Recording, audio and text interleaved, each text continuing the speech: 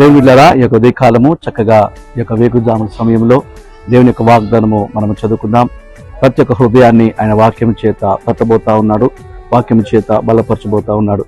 కృంగిపోయి వెసారిపోయి ఏమీ అర్థం కానటువంటి స్థితిలో ఉన్నటువంటి ప్రతి ఒక్కరితో నా ప్రభు మాట్లాడబోతా ఉన్నాడు. చూద్దాం దేవుని యొక్క వాక్యంలో మత్తయి సువార్త 5వ అధ్యాయము 11వ వచనములో గనక మనం చూసినట్లయితే, ప్రభు ఉదయకాలం నీతో నాతో మాట్లాడే మాట, నా నిమిత్తము జనులు మిమ్మును నిందించి హింసించి మీ మీద అబద్ధముగా చెడ్డ మాటలు పలుకున్నప్పుడు మీరు ధన్యులు.